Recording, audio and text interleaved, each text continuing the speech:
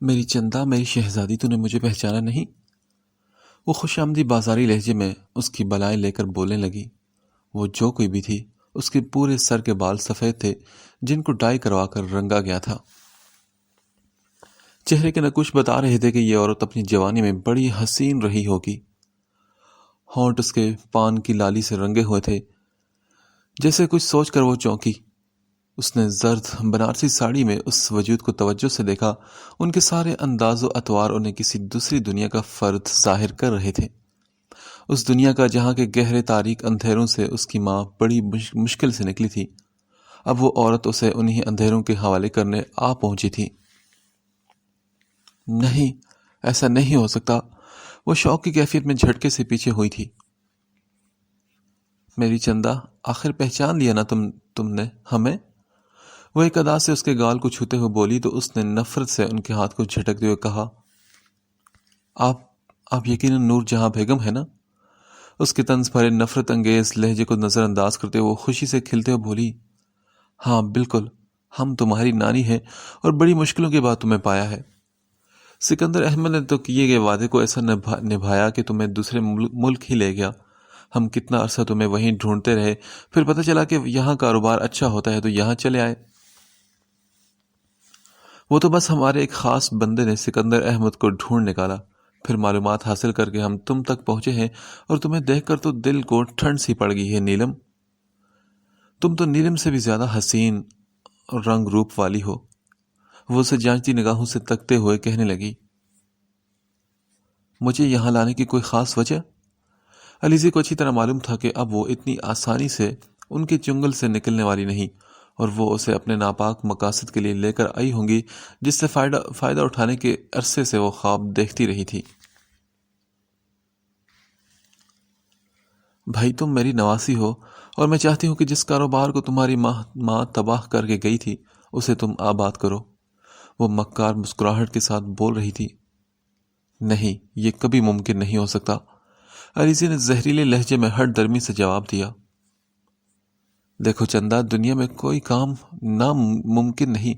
ویسے بھی ہمارے کاروبار کا طریقہ اور رواج بدل چکا ہے۔ اگر تم ہمارے بتائے گئے طریقے سیکھو گی تو ہمیں خوشی ہوگی، ورنہ تم جانتی ہو کہ انکار کی صورت میں ہمارے اور بھی طریقے ہیں سکھانے کے۔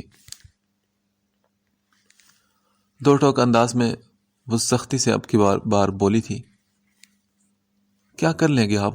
زیادہ سے زیادہ آپ لوگ میری زندگی ختم کر سکتے ہیں نا، تو کر دیں۔ ویسے بھی میں خود اس بے مقصد زندگی سے بیزار ہو چکی ہوں۔ وہ نفرت سے چیختے ہوئے بولی۔ اچھا چھوڑو چندا، یہ جوہر ہے اور یہ تمہیں یہاں کی دنیا کے طور طریقے سکھائے گی۔ انہوں نے جیسے اس کے لفظوں کا کوئی نوٹس نہیں لیا تھا، اور پھر وہ مڑ کر اس حسین اور خوبصورت عورت سے بولی، اور جوہر، آج سے تمہیں اس لڑکی کو سکھانا ہے، سمجھانا ہے، یہ اب تمہارے حوالے ہے۔ میں اس سے 1 ہفتے میں سیٹ چاہتی ہوں۔ یہ کہہ کر وہ جیسے ہی دروازے کی طرف بڑھی تو علیزی نے تیزی سے ان کا راستہ روکتے ہوئے کہا، آپ کا یہ خواب کبھی پورا نہیں ہوگا۔ اس کی بات پر وہ طنزیہ انداز میں مسکراتے ہوئے باہر نکل گئی، اور ان کے جاتے ہی جوہر نے انٹرکام پر کہہ کر کھانا منگوایا۔ دیکھو اچھی لڑکی، اگر تم میرے ساتھ تعاون کرے گی تو یہ تمہارے حق میں اچھا ہوگا۔ میں ویسے بھی سختی کی قائل نہیں، اور تم جیسی حسین اور خوبصورت لڑکیوں پر تو ظلم ویسے بھی اچھا نہیں لگتا۔ تم لوگ تو بہت نازک ہوتی ہو نا۔ 32-35 کی عمر میں وہ خوبصورت عورت اس کی مسلسل برداشت کو آزما رہی تھی۔ علیزے کو اس کی باتوں سے گھن آ رہی تھی۔ تھوڑی ہی دیر میں ملازم ٹرالی دے کر گیا تو وہ بیڈ کے قریب لا کر کھانا نکالتے ہوئے بولی، دیکھو پہلے تو تم کھانا کھا لو، کام کی باتیں اس کی بات کریں گے۔ اس نے جیسے ہی سالن کی پلیٹ اس کے سامنے رکھی تو علیزی جو بہت دیر سے اسے برداشت کر رہی تھی وہ اپنے آپ کو روک نہ سکی اور پلیٹ سالن سمیت اس کے اوپر اچھال دی۔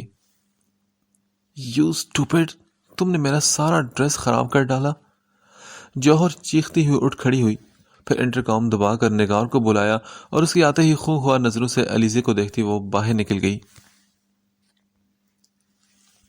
یہ کیا کر دیا تم نے؟ جوہر خانم کے لیے بہت اہمیت رکھتی ہے، اور لڑکیوں کو ٹرین کرنے کا کام بھی اسے ہی کرنا ہوتا ہے۔ سب لوگ اس کی بہت عزت کرتے ہیں، تم کیوں اپنے لیے مشکلات پیدا کر رہی ہو؟ نگار نے اسے سمجھاتے ہوئے کہا، یہ لوگ تم پر بہت سختی کریں گے. اگر تم یہاں سے نکلنے کے کوئی حسین خواب دیکھ رہی ہو تو اسے نکال پھینکو دل سے، کیونکہ اس قید میں آنے کے بعد کوئی واپس نہیں جاتا. یہاں سے واپسی کا دروازہ ہوتا ہی نہیں. اس کے بے بس انداز پر علی سے بھی سحر خان لہجے میں بولی، تم لوگ کر کیا سکتے ہو زیادہ سے زیادہ، سوائے مجھے جان سے مارنے کے، لیکن میں تمہارے یہ عزائم کبھی پورا نہیں ہونے دوں گی. یہ میرا خود سے وعدہ ہے. یہی تو افسوس کی بات ہے علیزے کہ یہ لوگ جان سے نہیں مارتے بلکہ سسک سسک کر مرنے کی زندگی مارتے ہیں. تم مرنا چاہو گی مگر یہ لوگ تمہیں مرنے نہیں دیں گے. کیا مطلب، کیا کہنا چاہتی ہو تم؟ علیزے نے ڈرتے ہوئے اس پرکشش لڑکی کو دیکھ کر پوچھا، جس کی آنکھوں میں انجانا دکھ تیرتا ہوا نظر آیا تھا. اس کے چہرے پر درد کا دھواں پھیل گیا. تمہاری طرح میں نے بھی کبھی یہ دعویٰ کیا تھا علیزے، مگر حقیقت سامنے آنے کے بعد پتہ چلا کہ کبھی کبھی ہم جو کرنا چاہتے ہیں وہ ہوتا ہی نہیں، کیونکہ کچھ بھی ہمارے اختیار میں نہیں ہوتا، نہ ہمارے فیصلے، نہ ہمارا وعدہ، اور نہ ہی ہماری زندگیاں. محبت تو انسان کو برباد کر دیتی ہے. اس کا سحر سر چڑھ کر بولتا ہے، اور اس کا اتنا تیز رنگ ہوتا ہے کہ ماں باپ بہن بھائی سب کی محبت کا رنگ پھیکا پڑ جاتا ہے. ایسا لگتا ہے کہ ایک یہی شخص ہمارا اپنا ہے، باقی سب کے سب دشمن. بہن بھائی سب کی چھوٹی چھوٹی باتیں بھی بری لگنے لگتی ہیں، بلکہ بچپن میں کھیل کھیل میں ہی یہی بہن بھائی ایک دوسرے کو مار پیٹ بھی لیتے ہیں، مگر پھر تھوڑی دیر بعد وہی ایک ساتھ کھیلنا. اب کیسے بچپن میں جب ہم محتاج ہوتے ہیں تو ہمارے ماں باپ ساتھ ہوتے ہیں، ہر تکلیف میں بچے چاہے 2 ہوں یا 10، ہر ایک کا خیال ہوتا ہے انہیں. تو پھر جب آج تم بڑے ہو گئے ہو، طاقتور، مکمل، جو اپنے کام خود کر سکتے ہو، تو اب وہی ماں باپ تمہارے لیے برے کیسے سوچ سکتے ہیں؟ وہ تو وہی ہے نا، بوڑھے ضعیف. سوچ جوانی میں بدلتی ہے، بڑھاپے میں تو بس خاموشی سے آنکھیں دیکھتی ہیں. اس نے مجھے کہا تھا کہ شہر کے گھر بڑے اور خوبصورت ہوتے ہیں، زندگی وہاں اپنی رونق اور خوبصورتی کے ساتھ ہر سو بکھری ہوتی ہے. یہاں چھوٹے علاقوں میں کیا رکھا ہے؟ تم میرے ساتھ چلو گی تو بتاؤں گا کہ تمہاری اصل جگہ کیا ہے. اور پھر میں اس کی محبت کے سہارے، محض اس کے مان اعتبار پر اپنے گھر، ماں باپ، بہن بھائیوں کو چھوڑ کر اس کے ساتھ چلی آئی. اور وہ جو رنگ محبت اور خوبصورتی کی باتیں کرتا تھا، وہ مجھے چند کرنسی کے نوٹوں کے لالچ میں خانم کے پاس چھوڑ کر چلا گیا. مجھے تو کئی دن تک اس بھیانک حقیقت کا یقین تک نہ آیا کہ میرے ساتھ ایسا ہو چکا ہے. اور جب اندازہ ہوا تو میں نے اس پنجرے سے نکلنے کی لاکھ کوشش کی، مگر ہر کوشش بیکار ثابت ہوئی. اس چھوٹے سے گھر میں وہ سب تھا جو کسی عالی شان محل میں بھی نہیں ہوتا. ماں کی گود. کہتے ہیں کہ انسان 2 جگہ ہی گہری نیند سوتا ہے، ایک ماں کی گود میں اور دوسرا قبر میں. اور پھر باپ کا سایہ جس سے ہر بری نظر سے محفوظ رہتے ہیں. سب بہت یاد آتا ہے، وہ بھائیوں سے لڑائی کرنا، وہ بہن سے ہر چیز شیئر کرنا. میری جگہ تو میرے ماں باپ کے دل میں تھی. میں کہاں اس پیسے کی چکا چون میں ڈھونڈنے نکل آئی. میں تو اس مزدور باپ کی شہزادی تھی جس پر جہنم حرام کر دی گئی، کیونکہ وہ محنت سے حلال روزی کما کر مجھے کھلاتا پلاتا تھا. پھر میں غریب یا کم حیثیت کیسے ہوئی جب میرے باپ نے آج تک کسی کے آگے ہاتھ نہیں پھیلائے؟ مجھے تو سر اٹھا کر چلنا چاہیے تھا. اسے بتانا چاہیے تھا کہ یہ میری جگہ ہے. ایسی جنت تمہارے شہروں میں ہوتی ہے کیا؟ میری جیسی لڑکی یا تو اس جگہ میں ہوتی ہے جہاں میں ہوں، یا پھر وہ لڑکا شادی کر بھی لے تو ساری زندگی سسرال والوں کے تانے اور میاں کی مار کھاتی ہے. ایک نوکرانی سے بھی کم عزت کا مقام ملتا ہے ہم جیسوں کو، جو خود سے اپنی قسمت بدلنے نکلتی ہیں. میرے باپ اور بھائیوں نے کبھی شام کے بعد باہر نکلنے نہ دیا کہ کسی کی بری نظر یا سایہ نہ پڑے، وہ انسان کا ہو یا جنات کا. اور اس لڑکے نے مجھے آدھی رات کو باہر بلا کر اس جگہ پہنچا دیا. سنو لڑکیوں، تم ایک شہزادی ہو، ایک ملکہ اور راجا کی بیٹی، تو تمہارے شہزادے کو ایک ملکہ اور راجا کی ہی نظر پہچان سکتی ہے، تم نہیں. تمہیں جو مقام اللہ نے بیٹی بنا کر دے دیا ہے، اس سے زیادہ تمہیں دنیا میں کوئی اور نہیں دے سکتا، اور آگے بھی اللہ ہی دے گا. غلطی سے بچو، کیونکہ وہ تمہارے اندر خوف پیدا کرتی ہے. کسی کی میٹھی باتوں میں آ کر اپنی شرم و حیا کا سودا مت کرو. یہ ایک قیمتی خزانہ ہے جو صرف تمہارے پاس ہے. جب ایک لڑکا کسی لڑکی کو شہزادی سمجھتا ہے تو معلوم ہو جاتا ہے کہ اس کی تربیت بھی کسی ملکہ نے کی ہے. اب تو میرے آنسو بھی ختم ہو چکے ہیں.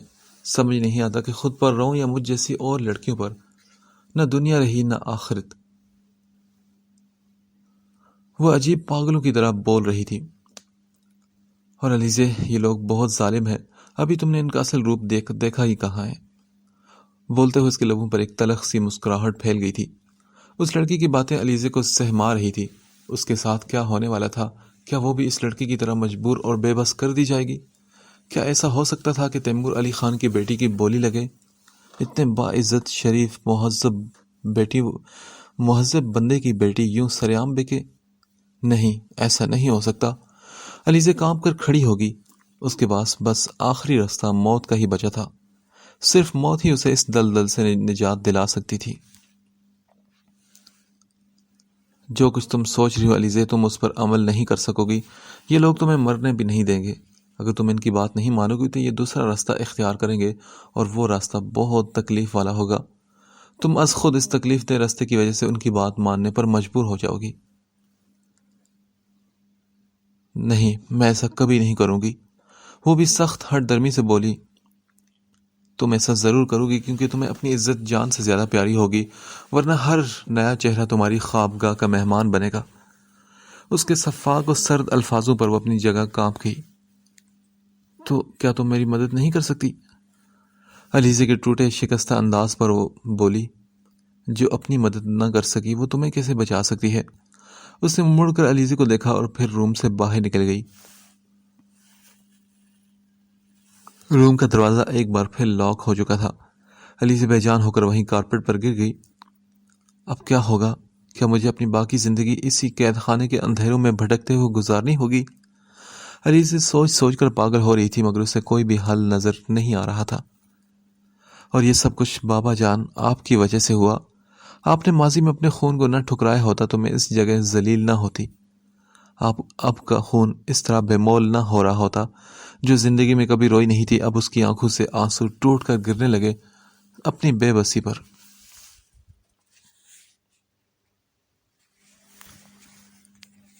میں تو پہلے ہی کہا کرتی تھی کہ سکندر احمد جیسی ماں تھی ویسی ہی بیٹی، مگر تم نے میری بات کا یقین نہیں کیا۔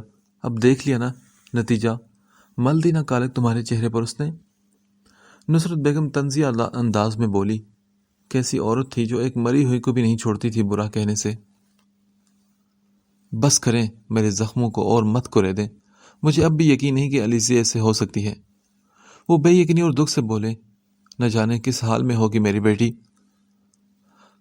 ارے اب تو اس کی اندھی محبت کی پٹی آنکھوں سے اتار دو اور اپنی بچیوں کا سوچو۔ اس کے اس قدم سے ان کے رشتوں پر کیا اثر پڑے گا؟ نصرت بیگم نے یاد دلایا تو وہ خوف سے لرز اٹھے۔ علیزے کی گمشدگی کو آج دوسرا دن ہو چکا تھا، اور ایسی باتیں بھلا کب چھپتی تھی؟ آج نہیں تو کل یہ بات سب کو پتہ چل جائے گی۔ انہوں نے علیزے کا پتہ کروایا تھا، ہاسپٹلز، ایدھی سینٹرز کے مردہ خانے تک چیک کروا ڈالے۔ اس کے دوستوں میں عرشیہ ہی قریبی دوست تھی، جس سے سرسری سے پوچھا تھا، اسے بھی علیزے کی گمشدگی کی خبر نہیں ہونے دی تھی انہوں نے۔ باقی کلاس فیلوز سے اس نے کوئی رابطہ نہیں رکھا تھا۔ کل شام سے وہ اسی پریشانی میں بھاگ دوڑ کرتے پھر رہے تھے، مگر کچھ پتہ نہیں لگا، اور آج صبح 6 بجے لوٹے تو نصرت بیگم کی پھر وہی تکلیف دہ باتیں انہیں تنگ کر رہی تھی۔ طوائفیں بھی کبھی اپنا رنگ ڈھنگ چھوڑا کرتی ہیں، اس گندے خون نے اپنا اثر دکھا ہی دیا۔ ان کے بولنے پر سکندر احمد نے کہا، خدا را خاموش ہو جائیں آپ۔ اس پریشانی کو اگر کم نہیں کر سکتی تو بڑھائیں بھی مت۔ اس کی پرورش میں نے کی ہے اور میں اس کی رگ رگ سے واقف ہوں، اور یہ بات میں اچھی طرح جانتا ہوں کہ وہ کسی کے غلط ارادوں کا شکار ہوئی ہے، اور کاش کہ میں اس بدبخت کو جان سکتا۔ ان کی آنکھیں شدید ضبط سے سرخ ہو رہی تھی۔ وہ تیز تیز قدم اٹھاتے اپنے کمرے میں چلے گئے۔ نصرت، سمجھاؤ اپنے شوہر کو، ابھی بھی وقت ہے، اسے تو جانا ہی تھا۔ ماں کے خون نے اثر دکھانا ہی تھا نا۔ پرورش سے زیادہ خون کی اثر کی تاثیر زیادہ گہری ہوتی ہے۔ ابھی بات تمہارے شوہر کے دماغ میں کیسے آئے؟ ابھی بھی وقت ہے بیٹا، رشتہ داروں میں یہ بات نہیں پھیلے گی۔ میرے ساتھ لاہور میں چلو، سب جانتے ہیں علیزے تمہاری بیٹی نہیں، کہہ دینا کہ باپ لینے آیا تھا، اس کے ساتھ چلی گئی۔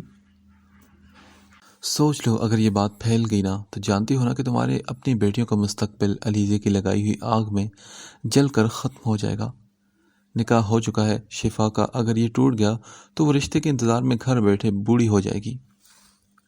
انہوں نے لوہا گرم دیکھ کر چوٹ ماری تھی، اور نصرت بیگم جو کل سے فکر اور سوچوں میں گھری تھی، وہ پریشانی کی حالت میں اٹھ کھڑی ہوئی۔ علیزے تو جا چکی تھی، مگر ان کی معصوم بیٹیاں ابھی گھر میں ہی تھی۔ بے شک ان کی ماں ہمیشہ علیزے کے خلاف کہتی آئی تھی، مگر اس وقت وہ ان کے حق میں بات کر رہی تھی۔ انہوں نے سوچ لیا تھا کہ ہر حال میں سکندر احمد کو لاہور شفٹ ہونے کے لیے راضی کریں گی، اور یہی سوچ کر وہ اپنے کمرے میں چلی گئی۔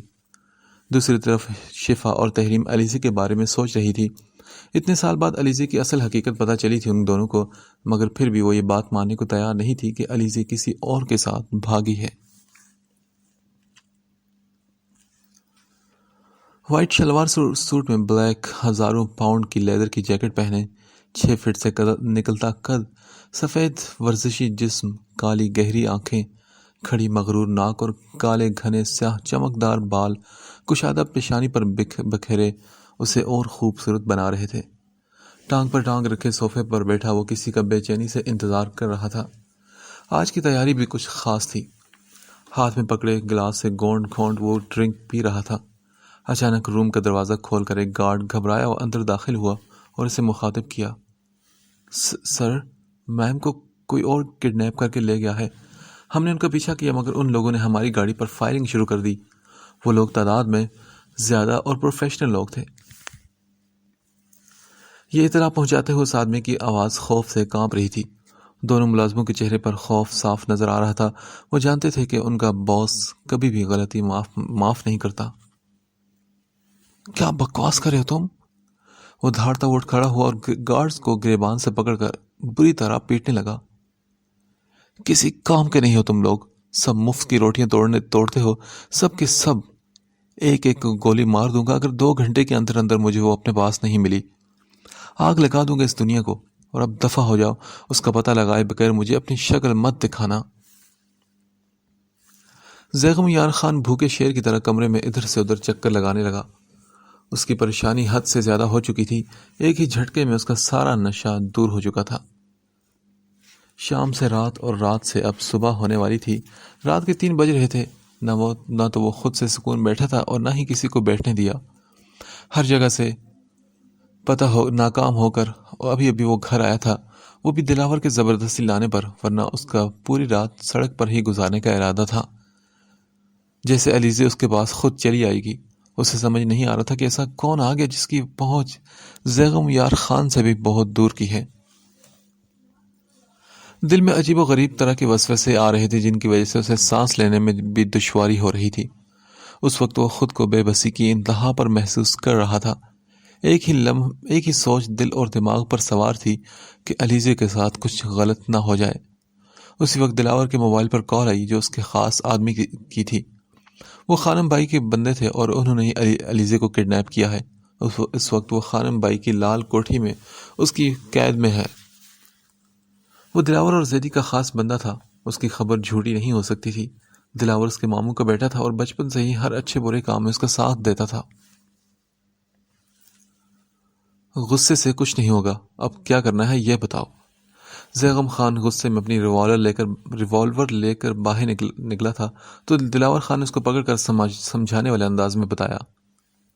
خانم بائی کوئی عام شخصیت نہیں، اس کی اوپر تک اپروچ ہے، اور اوپر سے الیکشن بھی ہونے والے ہیں۔ تمہارے بابا کو اگر اس بات کی بھنک بھی پڑ گئی تو تم اچھی طرح واقف ہو کہ کیا ہوگا۔ دلاور کی بات سن کر اس نے ریوالور دیوار پر دے ماری اور کمرے کے 2-3 چکر لگانے کے بعد رکا اور بولا، جو گڑ سے مر جائے اسے زہر دینے کی کیا ضرورت دلاور؟ زیغم یار خان کے پر اسرار انداز پر دلاور نے سوالی نگاہوں سے اسے دیکھتے ہوئے پوچھا، کیا مطلب؟ میں سمجھا نہیں۔ مطلب یہی دلاور کہ خانم بائی ایک لالچی اور زر پرست عورت ہے۔ ہم اس کی پیسے کی ہوس پوری کر دیں گے اور علیزے کو خرید لیں گے۔ ان لوگوں کا خانم بائی سے بہت پہلے رابطہ تھا اور وہ لوگ خانم بائی کے لیے خاص لوگوں میں سے ایک تھے۔ جوانی کی دہلیز پر قدم رکھنے کے بعد دلاور کے ساتھ ہی وہ رقص و سرور کی محفلوں میں جاتا رہا۔ اس کے بعد اپنے فارم ہاؤس پر بھی دوستوں اور کاروباری شخصیت کے لیے اسی طرح کی محفلیں سجواتا تھا، لیکن علیزے کے ملنے کے بعد اس نے ان سب چیزوں سے خود کو دور رکھا ہوا تھا۔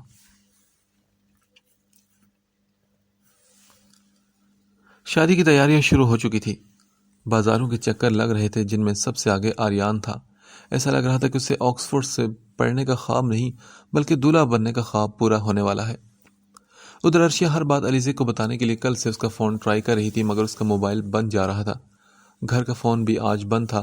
اب اسے پریشانی ہونے لگی کہ کہیں علیزے کی پھر طبیعت خراب تو نہیں ہوگی، اس لیے آج رات کو 10 بجے ہی وہ آریان کے ساتھ اس کے گھر چلی آئی، جو اس کے ایک بار کہنے پر ہی خوشی خوشی راضی ہو گیا اور پھر پورے راستے اسے تنگ کرتے ہوئے آیا تھا۔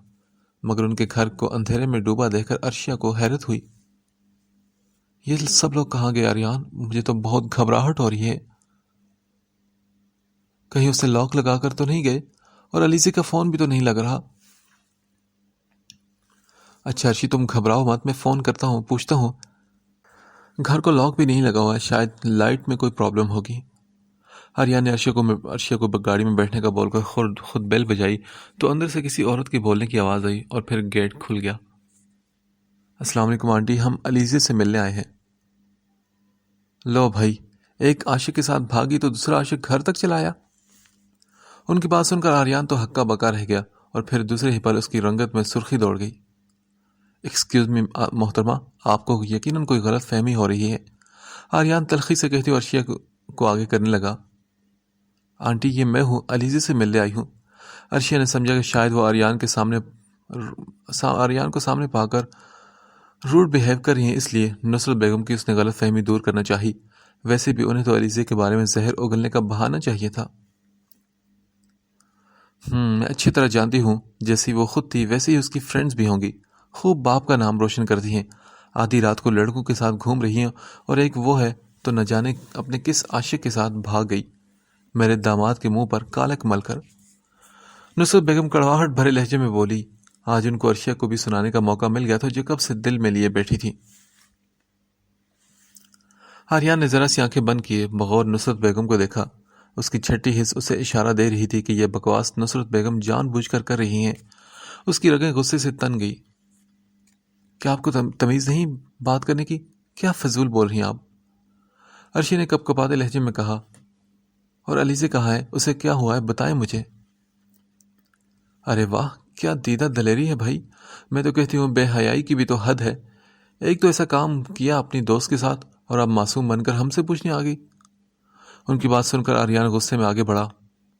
بس اب آپ نے ایک بھی فضول بکواس کی تو میں آپ کا منہ… ارے نکلو یہاں سے، اب وہ کسی اور کے ساتھ بھاگ گئی تو تم یہاں کر تماشا کرو اور میرا منہ توڑنے کی بات کر رہے ہو۔ نصرت بیگم نے ان دونوں کے منہ پر گیٹ بند کر دیا تو آریان غم و غصے سے بے حال ہو کر عرشیہ کا بازو تقریباً گھسیٹتے ہوئے گاڑی کی طرف لے آیا۔ وہ زخمی شیر کی طرح غراتا ہوا ادھر ادھر چکر لگا رہا تھا۔ اس کا سارا غصہ عرشیہ پر گر رہا تھا۔ اگر پھر کبھی تم نے مجھے اپنی کسی دوست کے گھر جانے کا کہا تو میں تمہارا منہ توڑ دوں گا۔ عرشیہ مسلسل روئی جا رہی تھی اور آریان کا غصہ اسے اور زیادہ تکلیف پہنچا رہا تھا۔ وہ بھی کیا کرتا، اتنی گھٹیا زبان سن کر کوئی بھی غیرت مند انسان پاگل ہی ہو سکتا تھا، اور ویسے بھی اس نے تو دل سے علیزے کو بہن مانا تھا۔ آریان ذرا آرام سے بات کرو، بھابھی سے عرشیہ کا رونا دیکھا نہیں جا رہا تھا۔ رات جب یہ لوگ علیزے کے گھر سے آئے تو اس قدر ڈسٹرب تھے کہ کسی سے کچھ بولا نہیں اور اپنے اپنے کمرے میں چلے گئے۔ آریان کو تو اتنی ٹینشن رہی تھی کہ ساری رات جاگتا رہا اور سلگتا رہا، لیکن اب صبح ہوتے ہی اس نے سب کو تمام بات بتا دی اور اپنا غیظ و غضب وہ عرشیہ پر الٹ رہا تھا۔ مجھے کیا پتا تھا اس کی نانی اتنی گھٹیا ہوں گی؟ اس کی نانی ہی نہیں عرشی، اس کا پورا خاندان گھٹیا ہے۔ وہ دانت پر دانت جمائے سیڑھیاں پھلانگتا اپنے کمرے میں چلا گیا۔ اب علیزے کا کیا ہوگا؟ وہ لوگ تو اسے ڈھونڈنے کے بجائے گھر ہی چھوڑ کر جا رہے ہیں، نہ جانے کن لوگوں میں اور کس حال میں ہوگی وہ۔ عرشیہ نے پریشان ہو کر روتے ہوئے کہا۔ اس کی بات پر چچی جان کو بھی افسوس ہوا۔ ہاں واقعی، نہ جانے بیچاری کا کیا حال ہوگا، اس کے تو ماں باپ بھی دنیا میں نہیں۔ عرشیہ کو اپنی معصوم دوست کی بہت زیادہ فکر تھی۔ عرشی اب بس بھی کرو، رات سے تم روئی جا رہی ہو۔ رونے سے اس کی آواز بھاری ہو رہی تھی اور آنکھیں شدید رونے سے لال ہو چکی تھی۔ ماں نے اسے اپنے سینے سے لگایا تو وہ ان کے سینے میں منہ چھپا کر رو پڑی تھی۔ یہ تو ٹھیک ہے یار، لیکن میں سوچ رہا ہوں کہ خانم بائی جیسی اصول پسند عورت جو صرف خرید و فروخت کرتی ہے وہ کب سے لڑکیاں اغوا کروانے لگی؟ یہ تو اس کا کاروبار نہیں۔ ہاں کہتے تو تم ٹھیک ہو، یہی تو میں سوچ رہا ہوں۔ اب یہ راز تو وہیں جا کر کھلے گا، تم مجھے نمبر ملا کر دو۔ زیغم نے بے چینی اور بیتابی سے کہا تو دلاور نمبر ملانے لگا اور پھر موبائل اس کی طرف بڑھا دیا۔ زہ نصیب، کیسے یاد کیا خان نے؟ خانم ان کی آواز پہچان کر خوشی سے بولی تھی، سنا ہے بڑی خاص چیز آئی ہے آپ کے پاس، کیا رونمائی نہیں کروائیں گی؟ وہ بھی انہی کے انداز میں شروع ہوا تھا، اپنے مخصوص اور مغرور لہجے میں، جبکہ وہ کیسے اتنے صبر سے بات کر رہا تھا یہ وہی جانتا تھا۔ جی بالکل خان، یہ تو آپ کی امانت ہے، مگر دام زیادہ لگیں گے۔ خانم نے شاطرانہ انداز میں مقصد کی بات کی۔ زیغم خان کی رگیں پھٹنے کے قریب ہو گئی تھی۔ علیزے کے متعلق بات سن کر اس نے گہری سانس لے کر خود کو پرسکون کیا۔ اس کی ایک غلطی علیزے کے لیے مسئلہ بن سکتی تھی۔ خانم بائی جیسی عورتوں سے سیکنڈوں میں ملک سے باہر بھجوا سکتی تھی۔ وہ جانتا تھا کہ اس کی پہنچ باہر کے ملکوں تک ہے۔ ہاں کیوں نہیں خانم، جو آپ چاہیں گی، ہمیں انکار نہیں ہوگا۔ اگر ہمارا دل خوش ہوا تو ہم آپ کو بھی خوش کر دیں گے۔ اس نے کاروباری انداز میں بات کی۔ یہ تو عنایت ہے آپ کی خان۔ اور اس کی رضامندی پر وہ خوشی سے پھولے نہیں سما رہی تھی۔ تو پھر ٹھیک ہے، ہم لوگ آ رہے ہیں، اس نے حتمی انداز میں کہا۔ ابھی اس وقت؟ اس نے 4 بجاتی گھڑی کو تشویش سے دیکھتے ہوئے کہا۔ ہاں بالکل، آپ کے یہاں تو دن ہے، اس وقت تو اس قدر حیرت کی بات کیا ہے؟ اس سرد لہجے میں بولا۔ اب اس کی برداشت ختم ہو رہی تھی۔ وہ دراصل خان، لڑکی ابھی ہمارے طور طریقوں سے واقف نہیں، اس لیے تھوڑا مسئلہ کریے، آپ کو خود سے راضی کرنا ہوگا اسے۔ یہ بھی ہو سکتا ہے کہ وہ بدتمیزی کرے، تھوڑی نئی ہے ابھی۔ وہ بے بسی سے اپنی مایوسی کا اعتراف کر رہی تھی۔ علیزی کی ضد کے سامنے وہ بے بس ہو چکی تھی۔ اب اتنی بڑی پارٹی خود چل کر اس کے پاس آئی تھی تو وہ شکر ادا کر رہی تھی۔ کیا کسی اور سے سودا تو نہیں کیا؟ زینب نے اپنا خوف دور کرنا چاہا۔ نہ جانے سے گھٹیا عورت نے کس گھٹیا لوگوں کے سامنے میری علیزی کو پیش کیا ہوگا۔ نہیں خان، پہلے شخص آپ ہی ہوں گے۔ خانم نے یہ بتایا تو اس کے اندر سکون کی ایک لہر دوڑ گئی۔ پھر وہ بولا، تو پھر ٹھیک ہے، ہم لوگ ابھی آ رہے ہیں، ہم خود لڑکی سے بات کر لیں گے۔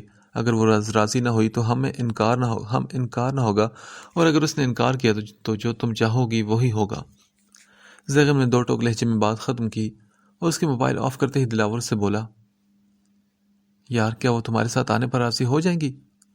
اس کے شکی انداز پر زیغم نے پر یقین لہجے میں کہا، ضرور دلاور، کیونکہ وہ جس جگہ ہے اس جگہ شریف لڑکیاں جانے کا تصور بھی نہیں کرتی، کچھ آ کے وہاں رہنا گوارا کرے۔ تم گاڑی تیار کرو، اب ایک پل کے لیے بھی میں اسے وہاں برداشت نہیں کر سکتا۔ وہ جیسے ہی خانم بائی کی کوٹھی پہ آئے، زیغم کا ایک پل کے لیے بھی خود کو روکنا مشکل ہونے لگا، اس لیے دلاور نے اسے علیزے کے پاس بھیجنے کا کہا اور خود باقی باتیں کرنے لگا۔ اسے ڈر تھا کہ کہیں یہ پاگل انسان یہیں اپنی گن لے کر شروع نہ ہو جائے اور سارا کھیل بگڑ جائے۔ وہ جوہر کے ہمراہ اس کے کمرے میں آیا تھا۔ اس کو یہاں اس حال میں دیکھنے کے خیال سے ہی اس کا دل تیزی سے دھڑک رہا تھا۔ دلاور اس وقت خانم، خمار اور نگار کے درمیان بیٹھا سارے معاملات طے کر رہا تھا، جبکہ وہ اس کا سامنا کرنے کے تصور سے بھی گھبرا رہا تھا۔ وہ یہاں اسے دیکھ کر کیا سوچے گی، کس طرح کا ری ایکشن ہوگا اس کا؟ اس طرح کی ہزاروں سوچیں زیغم خان کے دماغ میں گھوم رہی تھی۔ وہ آہستگی سے دروازہ کھول کر اندر داخل ہوا تو دھک سے رہ گیا۔ علیزی بیڈ کے پاس کارپیٹ پر بیٹھی گھٹنوں پر منہ دیے زاروں کی طرح رو رہی تھی۔ اس کی اس قدر شکستہ اور خراب حالت کا تصور بھی نہیں کیا تھا زیغم نے۔ وہ تیزی سے بے قراری کے انداز میں آگے بڑھا اور اس کے قریب 2 زانو ہو کر بیٹھتے ہوئے بولا، علیزے، لیزے۔ اس کے چھوتے ہی وہ جیسے کرنٹ کھا کر پیچھے ہٹی تھی۔ اس کی دھندلائی آنکھوں میں ایک وہی منظر ٹھہر گیا تھا جب مشیر اور کالو نے اس لڑکی کو چمڑے کے ہنٹر سے مارنا شروع کیا تھا، اور پھر اس کے انکار پر اس کے لیے کمرے بند ہو گئے۔ اس کی وہ اذیت ناک کرب ناک چیخیں جیسے علیزے کے کانوں میں ابھی تک گونج رہی تھی۔ اس کی وحشت بھری سرخ آنکھوں میں اتری بیگانگی دیکھ کر زیغم نے آگے بڑھ کر کہا، علیزے، میں تمہیں یہاں سے لینے آیا ہوں۔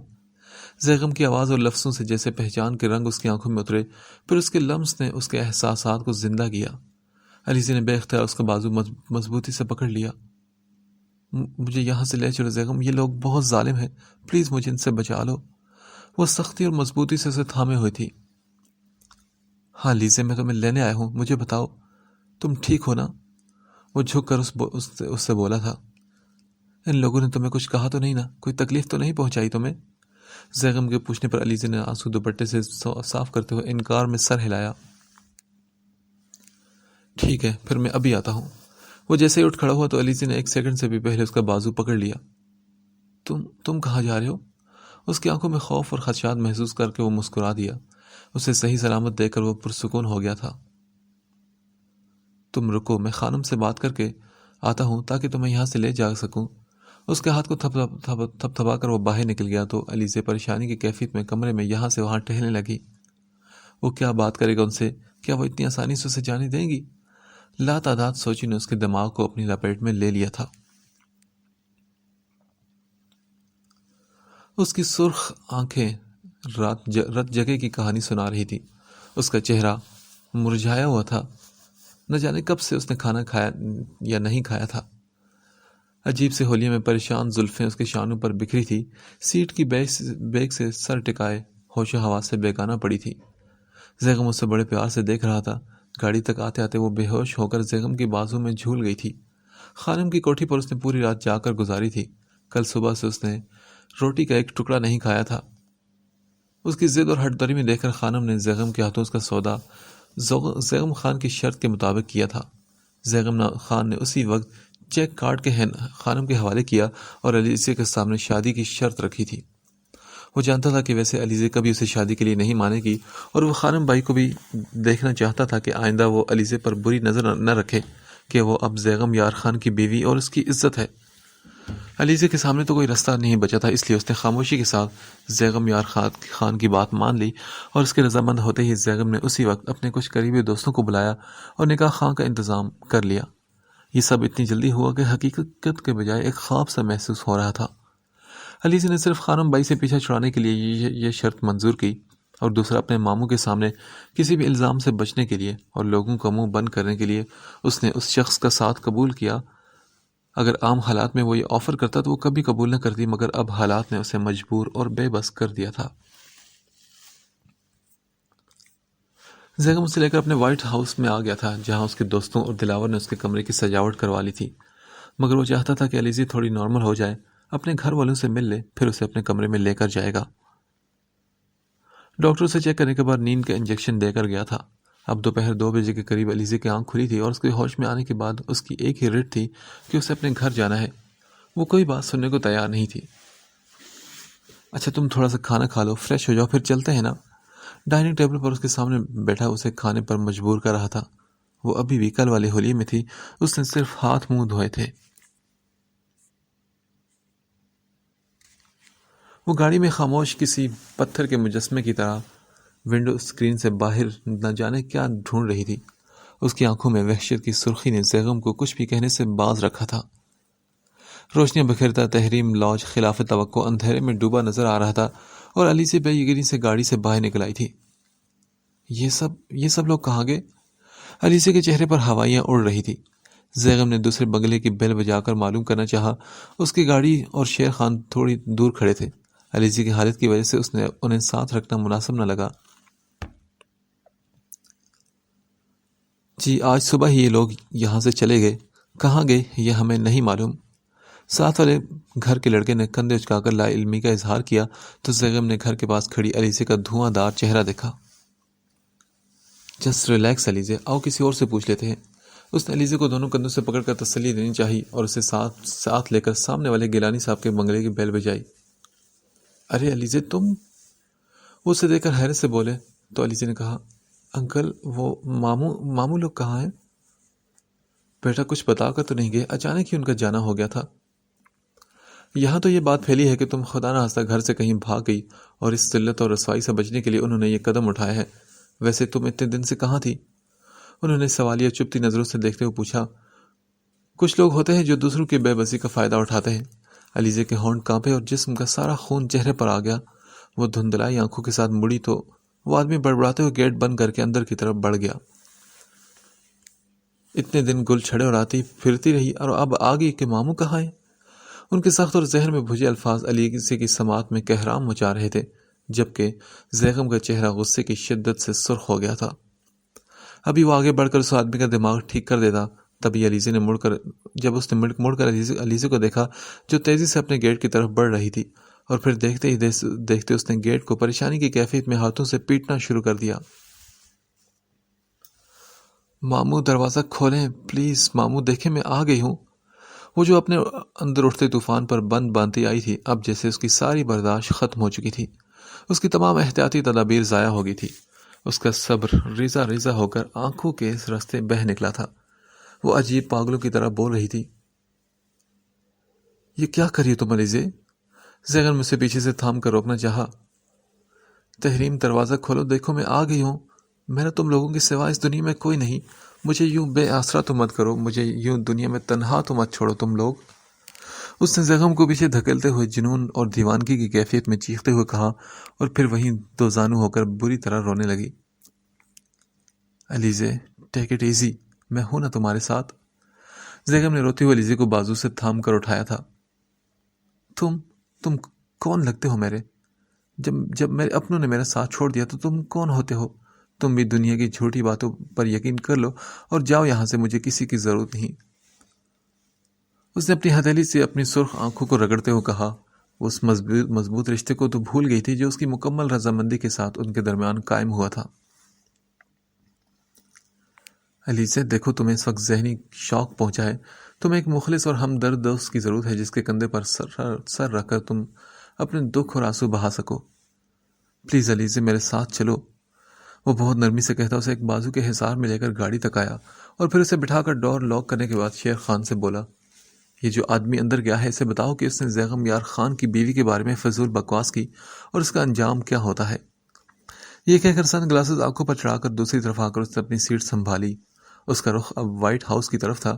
علیزے بالکل بے جان خاموش سی ہو کر بیٹھی تھی۔ اسے اندازہ تھا کہ یہ حادثہ اتنا معمولی نہیں جس کو آسانی سے بھلایا جا سکے۔ اس کے دل پر گہرا زخم لگا تھا جسے بھرنے میں ٹائم تو لگنا ہی تھا۔ اسے گیٹ پر دیکھتے ہی گارڈ نے اسے سلام کیا اور گاڑی اندر آتے ہی گیٹ بند کیا۔ گاڑی پورچ میں روکی، وہ نیچے اترا اور دوسری طرف سے آ کر علیزے کا دروازہ کھولا اور اسے نرمی سے بازو سے تھام کر باہر اتارا۔ اس کے ہر انداز میں اتنی نرمی تھی کہ جیسے وہ کوئی کانچ کی گڑیا ہو جو ذرا سی سختی پر ٹوٹ جائے گی۔ وہ تو پہلے ہی خانم بائی کے حادثے کے جھٹکے سے سنبھلی نہیں تھی، اور ماموں جن پر اسے بہت اعتبار اور مان تھا، کوئی اس کا یقین کرے نہ کرے وہ ضرور کریں گے، مگر انہوں نے بیچ منجھدار میں اسے اکیلا چھوڑ دیا تھا۔ وہ اس شوق سے سنبھل نہیں پائی تھی اور ٹوٹ کر بکھر چکی تھی۔ تم ٹھیک ہو نا؟ زیغم نے اسے کندھے سے تھام کر پرتشویش لہجے میں جھک کر پوچھا تھا، مگر علیزے کا دماغ ایک کے بعد ایک حادثے سے بوجھل اور تھکا ہوا تھا۔ وہ اندھیروں میں ڈوبتا چلا گیا اور وہ بے ہوش ہونے لگی۔ علیزے کیا ہوا؟ زیغم دھاڑا تھا اور پھر اس کے گرتے وجود کو مضبوط ہاتھوں سے سنبھالا تھا۔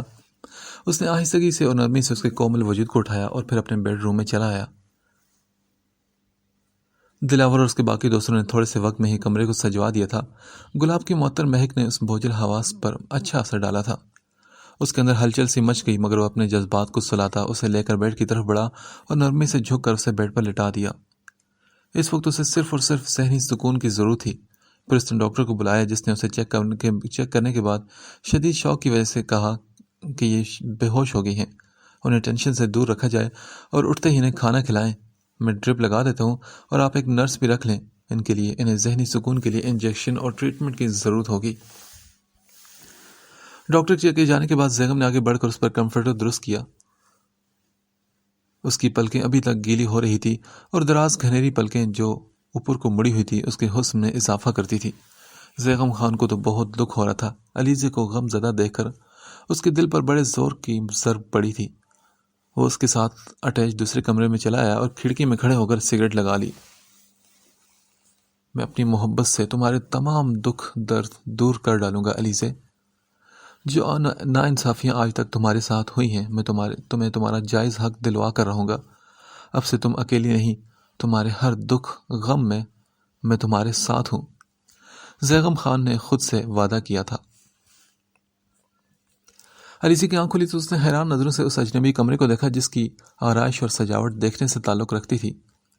اس حادثے کی وجہ سے وہ تباہ و برباد ہو گئی تھی۔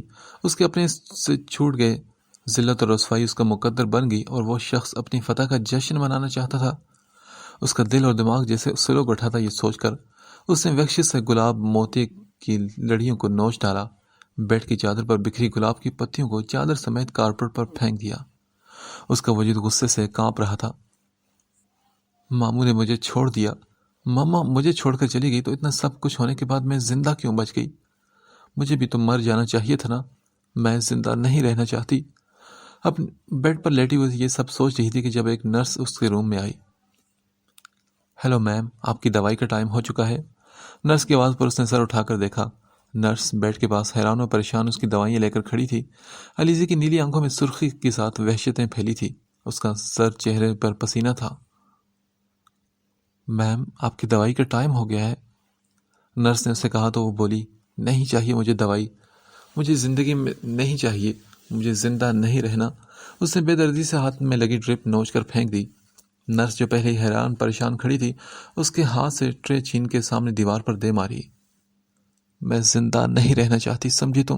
نہیں چاہیے مجھے یہ زندگی۔ وہ یہی لفظ مسلسل بڑبڑا رہی تھی۔ اس نے وحشت سے گلاب موتی کی لڑیوں کو نوچ ڈالا تھا۔ اس وقت وہ ہوش و حواس سے بیگانہ تھی۔ نرس نے اسے پکڑنے کی کوشش کی مگر وہ بکھری ہوئی شیرنی بنی تھی۔ نرس کو اس نے دھکا دیا۔ سائڈ ٹیبل پر رکھی چیزیں اور دوائیوں کی بوتلوں کو وہ زمین پر مار مار کے توڑ رہی تھی۔ اس کے منہ سے مسلسل یہی الفاظ نکل رہے تھے۔ اس کے بال بکھرے ہوئے تھے۔ سر پلیز آ جائیں، میم کو نہ جانے کیا ہو گیا ہے، جلدی سے آپ ان کے روم میں آ جائیں۔ زیغم خان لان میں موبائل پر کسی سے بات کر رہا تھا جب نرس کی بوکھلائی گھبرائی صورت اور اس کے لفظوں نے اس کے ارد گرد خطرے کا سائرن بجایا۔ وہ فوراً دوڑتا اس کے کمرے میں آیا اور اندر قدم رکھتے ہی زیغم کو تو اپنا دل بند ہوتا محسوس ہوا۔ علیزی سامنے فروٹ کاٹنے والی چھری اٹھائے، شاید اپنی کلائی کی نس کاٹنے والی تھی۔ دروازے کی آواز سن کر اس کی طرف مڑی۔ اس کی نیلی بڑی بڑی آنکھوں میں وحشت، دیوانگی، جنون تھا۔ بکھرے بال، زرد چہرہ، گالوں پر بہتے آنسو۔ زیغم کے آف وائٹ شلوار سوٹ میں اس کا وجود قیامت کی تباہی لیے ہوئے تھا، جو ڈاکٹر کے کہنے پر ملازمہ نے چینج کیا تھا۔ زیغم اس کی حالت دیکھ کر حیران رہ گیا۔ علیزہ، یہ کیا کر رہی ہو تم؟ زیغم غصے سے اس کی طرف بڑھا تھا۔ چلے جاؤ تم یہاں سے، میں زندہ نہیں رہنا چاہتی۔ تم بھی سب جیسے ہو، جیسے میرے باپ نے مجھے دھتکارا، میری ماں مجھے چھوڑ گئی اس دنیا میں اکیلا، اور ماموں، مامی، تحریم، شفا سب نے مجھے چھوڑ دیا۔ تو کیوں؟ اب تو میں نے ماموں کی بات مان کر شادی کے لیے بھی راضی تھی، پھر کیوں میرے ساتھ کیا انہوں نے یہ سب؟ وہ اس وقت جنونی ہو رہی تھی۔ زیغم کو اپنے قریب آتے دیکھ کر اس نے تیزی سے کلائی پر چھری چلانی چاہی، مگر ٹھیک اسی لمحے زیغم نے اس کا ہاتھ پکڑ کر موڑا تو چھری نیچے جا گری۔ زیغم نے پیر مار کر چھری صوفے کے نیچے سرکائی اور اسے سینے سے لگا لیا۔ اگر اس سے ذرا سے بھی غفلت ہو جاتی تو یہی سوچ اس کے لیے جان لیوا تھی۔ بس چپ کرو میرا بچہ، کچھ نہیں ہوا، میں ہوں نا تمہارے ساتھ۔ وہ اب بڑی پیار سے اس کے بال سنوار رہا تھا اسے ریلیکس کرنے کے لیے، مگر وہ تو جیسے ہوش و حواس کی دنیا سے ہی قطع تعلق کر چکی تھی۔ زاروں کی طرح روتی ہوئی خود کو اس کی مضبوط گرفت سے چھڑوانے کی پوری کوشش کر رہی تھی۔ اتنے میں نرس انجیکشن لے کر اندر داخل ہوئی۔ کمرے کی بکھری حالت دیکھ کر علیزی کی طرف بڑھی اور انجیکشن اس کے بازو میں لگا دیا۔ چھوڑو مجھے زندہ نہیں رہنا، چھوڑ دو مجھے۔ باقی کے الفاظ پورے کرنے سے پہلے ہی وہ زیغم خان کے بازو میں بے ہوش ہو گئی۔ اس نے بڑی محبت سے اس کا معصوم اور پاکیزہ چہرہ دیکھا۔ وہ کتنا پاگل تھا جو اسے غلط سمجھ رہا تھا۔ کیوں نہیں سمجھا کہ شادی اس کی مجبوری بھی تو ہو سکتی ہے؟ اس نے تو ہاتھ بھی اٹھایا تھا اس پر۔ اس کی علیزی تو شبنم کے پہلے قطرے کی طرح صاف، شفاف اور پاکیزہ ہے۔ جب اس کی آنکھ کھلی تو اس نے خود کو ایک پرآسائش کمرے میں پایا۔ شاید سب سے پہلے وہ اسی کمرے میں لائی گئی تھی۔ اس وقت اس سے کچھ ہوش نہیں تھا، بس ماموں سے ملنے کی جلدی تھی۔ بی بی جی، آپ کھانا کھا لیں۔ ایک پٹھانی عورت اس کے لیے کھانا لے کر آئی تو اس نے کھانے سے انکار کر دیا۔ کچھ دیر بعد زیغم خان کمرے میں آیا اور پوچھا، تم نے کھانا نہیں کھایا علیزہ؟ کیوں لائے ہو تم مجھے یہاں، جبکہ میں یہاں رہنا نہیں چاہتی، مجھے تم جانا ہے یہاں سے۔ اس نے سر لفظوں میں نفرت بھرے انداز میں کہا۔ اس کی تو بس ایک ہی ضد تھی کہ جب اب تو کوئی ٹھکانہ بھی نہیں تھا اس کا۔ اب تم میری عزت ہو اور میں تمہیں تنہا نہیں چھوڑ سکتا اور نہ ہی جانے کی اجازت دے سکتا ہوں۔ زیغم نے آرام سے نرمی سے اسے سمجھایا تو وہ بولی، عزت ہو، اور کتنے دن اس عزت کو سنبھالو گے؟ جلد ہی اس عزت سے بیزار ہو جاؤ گے اور کوفت آ جائے گی تمہیں۔ اپنوں کی خاطر اس عزت کو دو بول کہہ کر بے عزت کرو گے، تب یہ عزت اور اپنے الفاظ شاید تمہیں یاد بھی نہ ہو، اس لیے بہتر ہے کہ ابھی سے کوئی فیصلہ کر لو۔ چھوڑ دو مجھے۔ وہ صفاقی سے بولی اور اس کی زبان سے جیسے کوئی زہر اگل رہا تھا۔ وہ بھی کیا کرتی؟ وہ ماضی ایک بار پھر دہرانا چاہتی نہیں تھی۔ جو اس کی ماں کے ساتھ ہوا وہی تو اس کے ساتھ بھی ہوا تھا، بس صرف فرق اتنا تھا کہ وہ راضی تھی اور اس کے ساتھ زبردستی ہوئی تھی۔ وہ بھی ایک امیر زادے کی خواہش اور نام نہاد محبت تھی، اور اب اس شخص کا بھی کچھ یہی دعویٰ تھا۔ تم سب کو ایک جیسا کیوں سمجھتی ہو علیزے؟ مجھ پر یقین کرو، میں تمہیں کبھی مایوس نہیں کروں گا۔ وہ اس کے شانوں کو تھامتا ہوا پر یقین لہجے میں مضبوطی سے بولا تھا۔ کیا یقین کروں؟ میرا تو اپنوں نے ہی یقین اور اعتبار سے بھروسہ اٹھا دیا ہے، میرا تو کوئی ہے بھی نہیں۔ تم ایسا کیوں کہتی ہو؟ میں ہوں نا تمہارا۔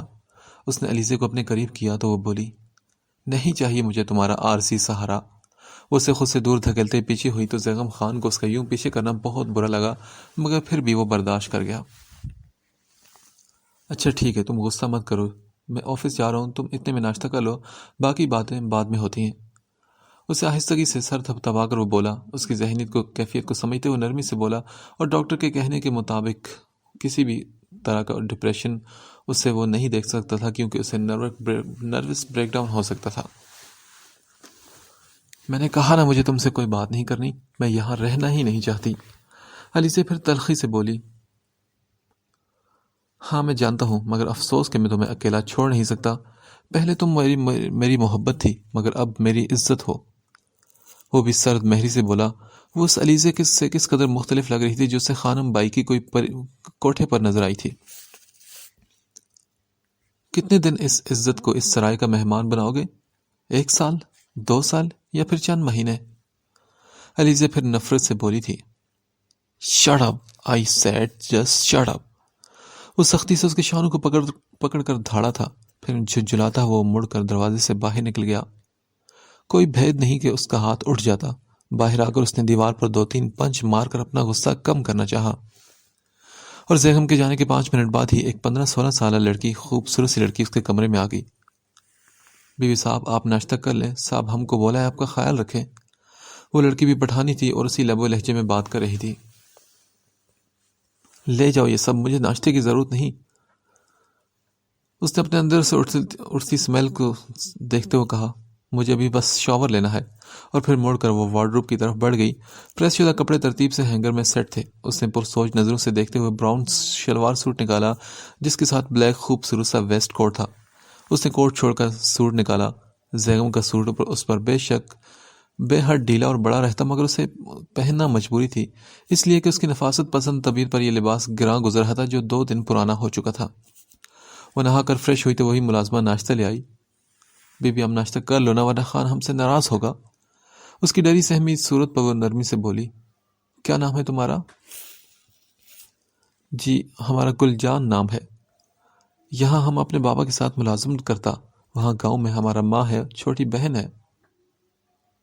اچھا ٹھیک ہے گلجانہ، فکر مت کرو، وہ تمہیں کچھ نہیں کہیں گے۔ مگر بی بی جی، انہوں نے پوچھا۔ خان غصے کا بہت تیز ہے بی بی صاحب، وہ ہنوز فکر مند تھی۔ میں نے کہا نا کچھ نہیں ہوتا، میرے لیے بس چائے بنا دو۔ اتنی خوش قسمت کہاں ہوں جو اتنی جلدی مر سکوں میں، وہ زہر خان لہجے میں بولی تھی۔ بی بی صاحب آپ اس سوٹ میں تو بہت خوبصورت دیکھتا ہے۔ اس لڑکی نے بے اختیار اس کی تعریف کی۔ ہاں گلجانہ، اسی کمبخت خوبصورتی نہیں تو یہاں پہنچایا ہے۔ کم صورت اور بدصورت لوگوں کو کوئی پوچھتا تک نہیں، اور نہ ہی ان سے کسی کو محبت ہوتی ہے، شاید اس لیے کسی گنتی میں نہیں ہوتے۔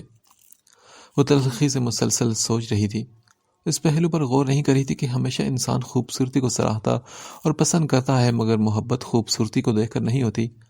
کبھی کبھی انسان ایسے چہروں سے بھی محبت کر بیٹھتا ہے جو اس کے مقابلے میں کچھ نہیں ہوتے، مگر بات پھر اس محبت اور اس لطیف جذبے کی ہے کہ یہ بے اختیار جذبہ ایسا ہے کہ انسان کا دل کسی کے آگے بھی ہار سکتا ہے۔ اس کے لیے حسین ہونا ضروری تو نہیں ہوتا، اور زیغم خان بھی تو اس کی آنکھوں کے درد میں ڈوب گیا تھا، اسے ایسا جکڑا کہ وہ اپنے آپ کو ہی بھول گیا۔ بی بی صاحب آپ خان کا کیا لگتا ہے؟ گلجان کی آوازوں سے سوچوں سے پھر کھینچ لائی تھی۔ میں؟ اس کے اندر جیسے جذبات شور مچانے لگے۔ 3 دن پہلے سب اس کے تھے، یہ دنیا اس کے لوگ، پھر ماموں مامی تحریم شفا، مگر اب وہ کسی کی کچھ بھی نہیں رہی، صرف مسز زیغم یار خان رہ گئی تھی۔ ان 3 دنوں میں وہ بوجھ اور الزام بن گئی تھی۔ اس بوجھ اور الزام کو اپنا نام دیا تھا۔ کتنا عظیم شخص تھا وہ۔ میں دیکھتی ہوں زیغم خان، تم اس بوجھ کو کتنے دن اپنے گلے کا ہار بنا کر رکھتے ہو۔ جب دنیا کی تلخ حقیقت اور سچائی کا سامنا کرنا پڑتا ہے تو ساری محبت دھری کی دھری رہ جاتی ہے۔ تم بھی جلد اکتا جاؤ گے اور میں اس دن کا شدت سے انتظار کروں گی جب تم اس الزام اور اس بوجھ سے دامن چھڑانا چاہو گے اور محبت کی باتیں تمہیں بودھے اور فضول لگیں گی۔ اس کی سلگتی نظریں کب سے اٹھتی بھاپ پر جمی تھی اور اس کی پر اسرار خاموشی اور سپاٹ تاثرات پر گل جانا بھی اسے کچھ کہے بغیر باہر چلی گئی۔